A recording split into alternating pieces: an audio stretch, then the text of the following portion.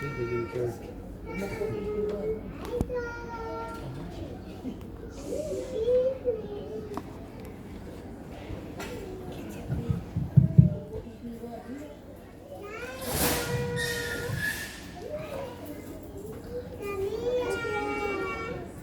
hi guys, welcome to Butterfly Creek. So my name is Jess, and this here is Paul. Paul will hopefully be feeding Scar today. He did swing around when we were walking around, so he might be interested in going in, although he has stalled. So Scar is one of our 2 saltwater crocodiles that we've got here at Butterfly Creek. He is in his late 50s. We don't know his exact age. He was born in the wild. He was born in the wild in northern Australia, but unfortunately people started to build around where he lived, and he became hazardous to people. And actually, unfortunately, in the area that he lived in, there was an incident with a person and a crocodile. Don't know if it was Scar who the incident occurred with, because what they do is all the crocodiles within a certain radius of that incident are rounded up and they put into crocodile farms. So that's what happened to Scar. He was taken out of the wild and he was put into a crocodile farm. And crocodile farms are pretty much just like beef farms here in New Zealand. So they farm crocodiles for their meat and for their skin and that kind of thing. But luckily Scar wasn't used for that. He was used as a breeding animal. He's moving.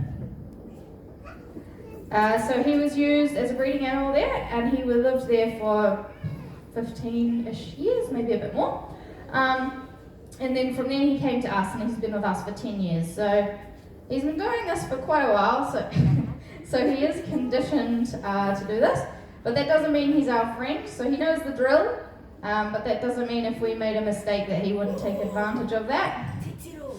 So like I said, Scar is a reptile, and that means that he is what is called an ectotherm, or cold-blooded.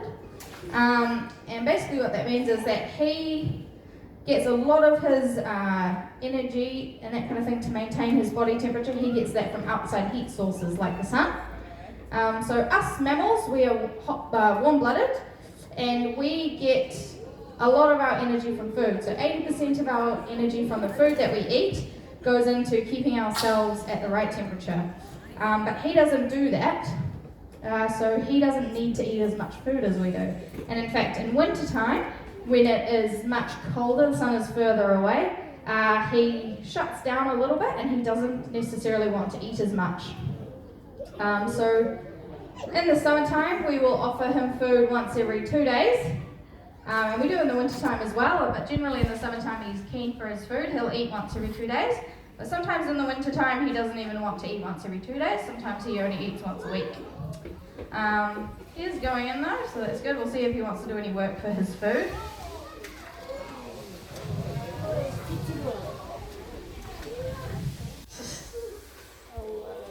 So he's a pretty big unit.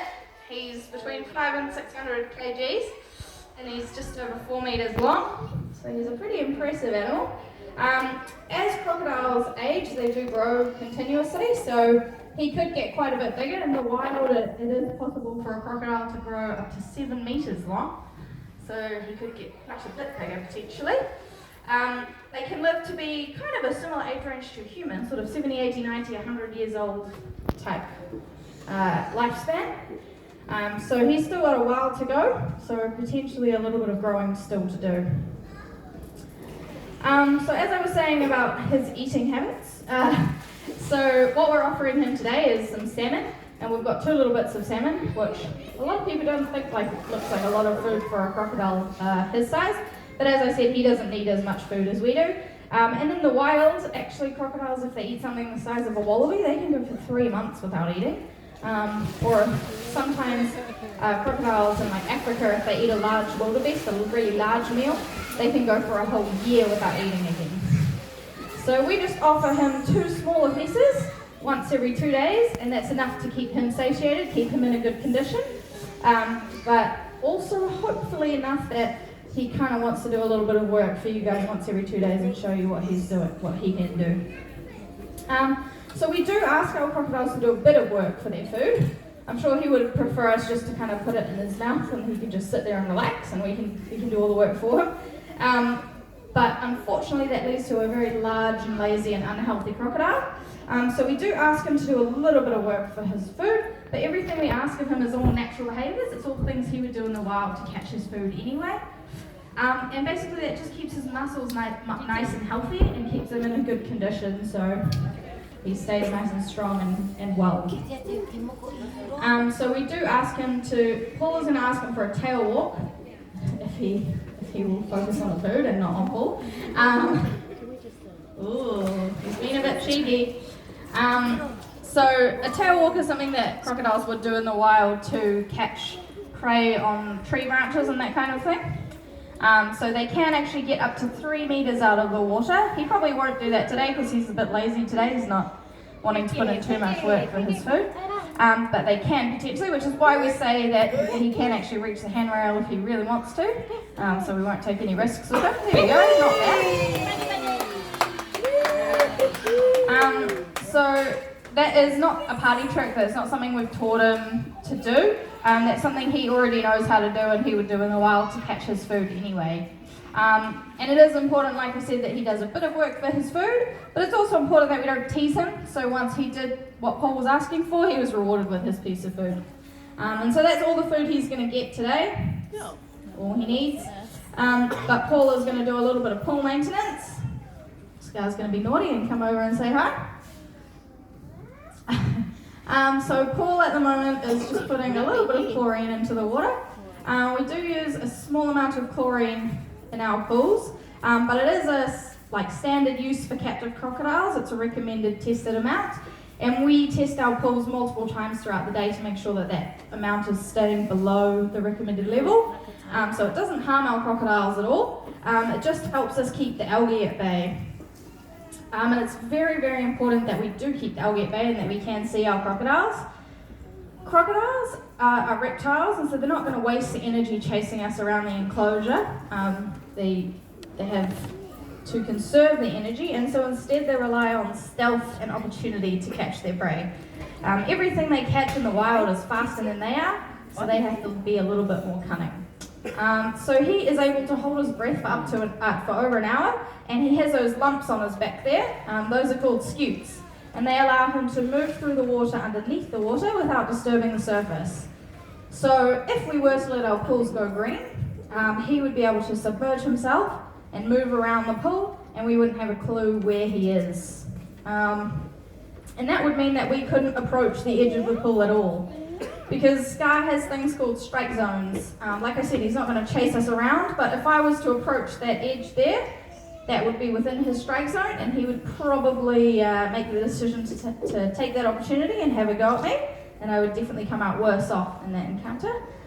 So it's very important that we can see our crocodiles so we can judge their behaviour. We rely on how their feet are positioned, how their tail's positioned, where their focus is, that sort of thing. And we also can judge where their strike zones are so we don't approach those areas. And that he's trying to make him turn around, but Scar's not having a bar of it. So we don't approach those areas, and that helps us keep ourselves safe in here. So it's very important that we can see our crocodiles, otherwise we can't come in here because we can't approach the pool. So we do have to keep our pools clean. So even though we only feed our crocodiles once every 2 days, we do clean our pools every single day. So once we finish up in here, we will move through and clean Goldie's pool. Also, while we're cleaning the pools, often we might find teeth and that sort of things in the bottom of the pool. And that's because crocodiles will regularly lose their teeth. So he's got about 66 teeth in his mouth, and they will fall out constantly throughout his life, but they will be replaced. He's got about 8,000 teeth in his lifetime, which is pretty impressive. And that's an important feature because he has one of the strongest jaw pressures of any animal in the animal kingdom. So he has a jaw pressure of about 3,500 psi, which he uses to catch his prey and make sure that they can't get anywhere. But sometimes when he uses that full force, he might shake some teeth loose, and he needs a nice jaw full of strong, sharp teeth, so he will grow them to replace them. So Paul's finished cleaning Scar's pool, so what we're going to do is move through and clean Goldie's pool, but we won't be feeding Goldie today. So if you guys do have any questions about crocodiles, feel free to come down that way and yell them out at me. I'll do my best to answer them, but don't ask them at pool because he will be very busy concentrating on not falling in the pool. So feel free to head down that way and ask us any questions. If not, then thank you very much for coming along today, guys, and I hope you enjoy the rest of your afternoon at Butterfly Creek.